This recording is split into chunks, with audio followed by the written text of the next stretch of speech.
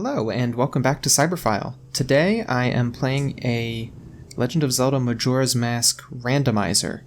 So what this does is it randomizes all the item locations, the songs are randomized, and I actually just beat this and I had a ton of fun with it. Like, The Legend of Zelda Majora's Mask is one of my favorite games of all time, and I just wanted to share this experience with you guys. I know I've been gone for a long time, and I will leave a comment talking about that, but hopefully I'll be able to get back into the swing of things. Without further ado, let's talk about this randomizer. Somebody, or I'm assuming a community, I haven't really looked into it to be honest with you, made this randomizer, and you can choose all these little options you can see here. So you can choose how random everything is, basically. So like, can you beat the game normally? It's like where things are hidden behind. So for example, if you need the hook shot to get to a certain chest, the hook shot won't be in that chest if you have it on casual. And that's what we're going to play on. We're going to have it on casual so that we know that the game is beatable. And then the other options are like glitched, where you're using glitches, like in the speedrunning community to get the items. I don't know how to do them. I like Majora's Mask a lot. I know it pretty well. I'm definitely not a speedrunner, and I don't know all the tiny nuances. And then you have all these options over here. So the Song of Soaring, for example, is not going to be randomized. That just makes things simpler, I think. It would suck if that was the last song you got. Make a lot more time. So you know where the Song of Soaring is. The Song of Soaring is in the same spot it always is. That lets you warp between owl statues. So yeah, so there's a bunch of options here. I encourage you to look at it. I will leave links in the description for you to look at. You can also change up some little things, like you can play as the Ocarina of Time Link or Cafe from the game. But we're just going to do Majora's Mask Link. We're going to make his tunic a dark red. I wanted to go red for Cyberphile, but I didn't want to go like the regular red that you would see in like Ocarina of Time with the red tunic. So I went with like a darker red. Should look pretty cool. It also affects Link's transformations, which are pretty cool. So yeah, and there's a bunch of comfort options, things like that. I'm also randomizing the color of the hearts and the magic meter, as well as Tattle, the fairy. So that'll be randomized. I'm not going to randomize the music. I don't know. I think it takes away from the experience, personally. But yeah, everything else is default. I have a random seed here, so if you want to play this, you can put this number in. So yeah, let me do that, and I will see you in the game. Alright, I have randomized the game. Let's get right into it. So this randomizer skips the whole Deku Link intro scene. So we start with our ocarina. We'll start with one random song and the Song of Time. So here we are in our dark red, and it looks like our fairy got green. Alright, so this is just the intro thing here, so talking about the mask salesman. We basically have 3 days to save the world. If you've never played Majora's Mask before, I'll fill you in as I go, sort of, but I want to talk about the randomizer primarily. So, basically we have 3 days before the world ends. So we have to do as much as possible in those 3 days, and then we can reset time infinitely.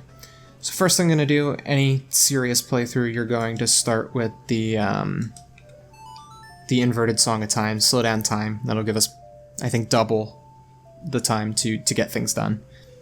So let's just slow things down. And let's just take an inventory here. Looks like our hearts are blue, because I did pick random for that too. Alright, so you start with the ocarina. We start with 2 songs. So we started with Song of Time and Epona Song. Okay, so Epona Song means that we start with the horse right away, which is pretty cool, which means we can get into Icona Graveyard, we can get into the Great Bay area, and you'll see. But right now what I want to do is just try to get as much done as possible in town. So basically any chest can be a good chest now. And the first thing I'm going to check is this little ledge here. There's usually a piece of heart. Looks like we got magic beans.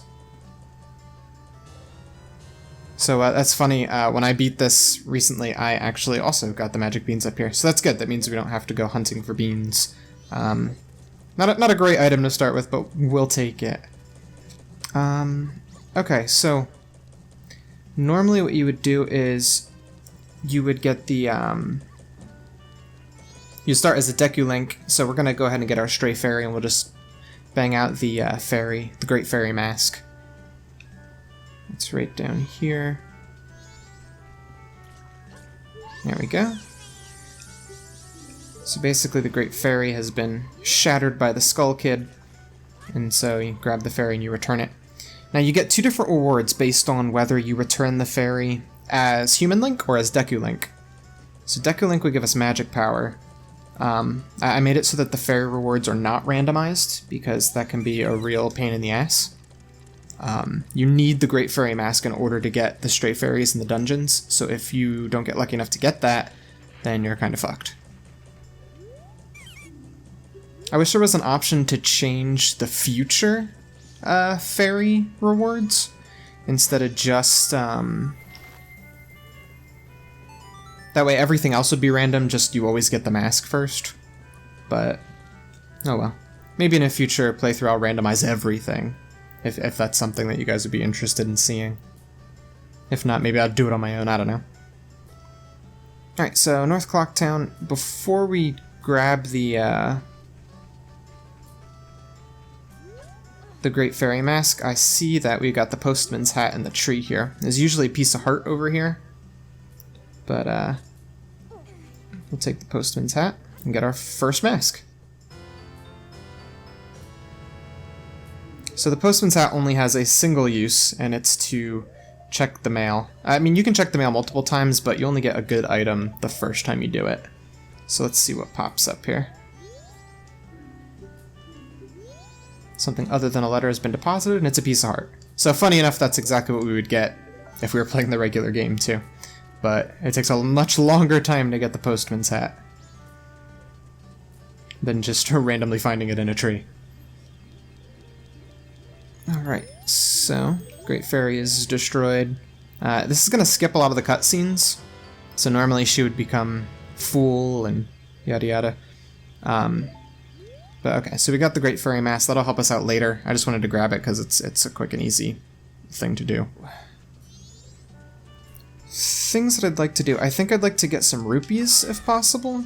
Oh yeah, we have no magic power, so I don't get a very good spin attack. Some rupees would be nice so that we can start playing some of the mini-games around town. The Honey and Darling shop, for instance. If we do that all 3 days, we can get a good item. If we do the archery mini-games, we can get some good items.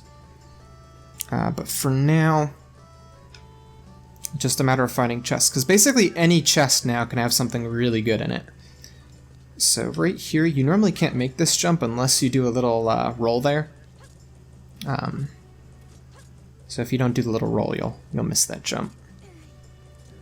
Alright, so there's a chest back behind here. Let's see what is inside of it.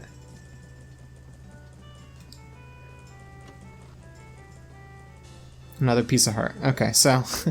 we haven't really been getting very lucky with our random items yet. But we'll see what happens as we go. Might be a little bit stuttering, my computer's not the greatest, but it's usually only a little bit here and there. I haven't had much trouble when I was playing it myself. Another thing we can do is the Swordman's School. That'll be a cheap, free, easy item. But for now, I think we're done in Clocktown for now until we make some rupees anyway to play those mini games. So let's just head out to Termina Field and try to hit some of the random chests and random grottos.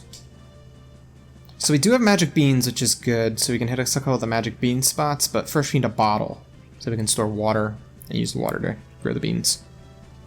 Where I'm going for right now is that there's a couple of grottos, which are like holes in the ground around here, and some possibility for some goodies. So right here I think is the P-Hat Grotto. Yes, so we just have to defeat this P-Hat.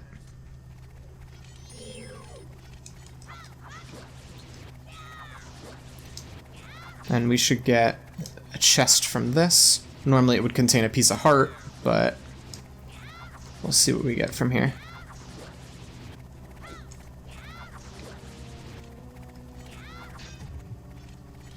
In case you're wondering why I'm doing the jump attack, if you don't know, the jump attack is the most powerful of Link's attacks.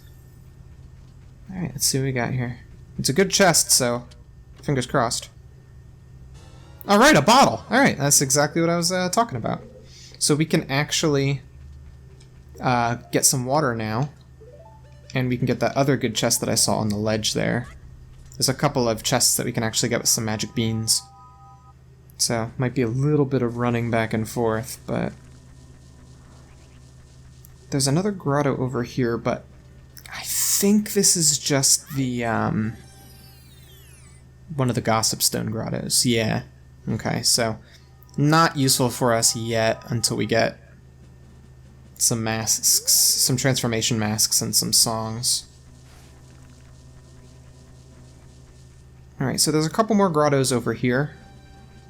There's a chest that we can get very, very soon. So right here there's a hidden hole.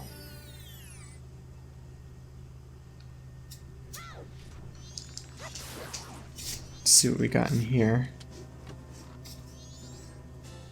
Another piece of heart. Okay.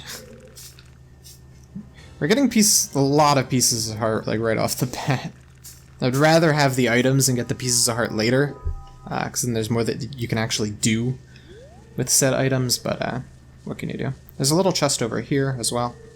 Forget if there's like a, yeah, Deku Baba over here. Okay. Or whatever those things are called. Okay, so red rupees. Rupees can also be mixed in the trees, so, or in the chests. And actually, now that I think of it, right up here on the hill, there's a dude in a tree, and if we roll into it, it'll actually drop some 20 rupees. So that'll be good for us. No. There we go.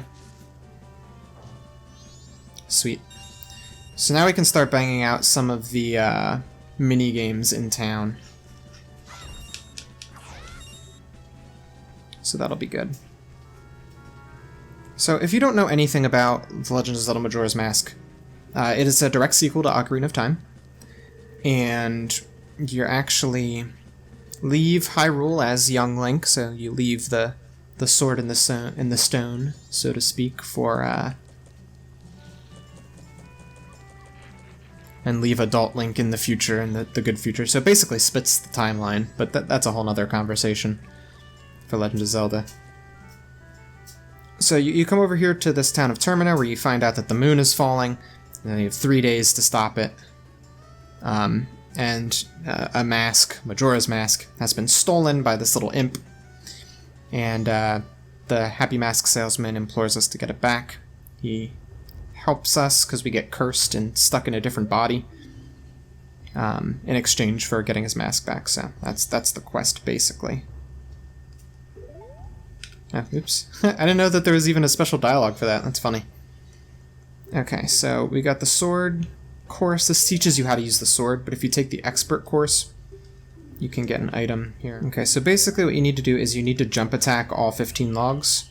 You can't really miss because the timing is very strict. Not super strict, but strict enough where you really don't want to screw up. To do a jump attack, you need to lock on and then press A while your sword is drawn. So, and again, that's the most powerful of Link's attacks. In terms of sword swings, anyway. Aw, dang it. Okay, good. They gave it to me.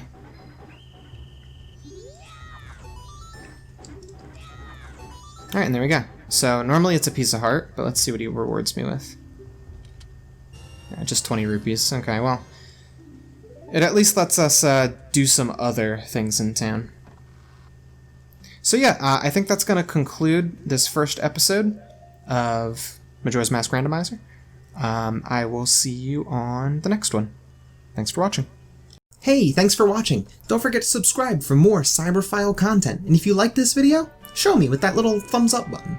If you liked this video, you might like one of my other videos. You can click right on the boxes to jump to them. Cyberphile, offline.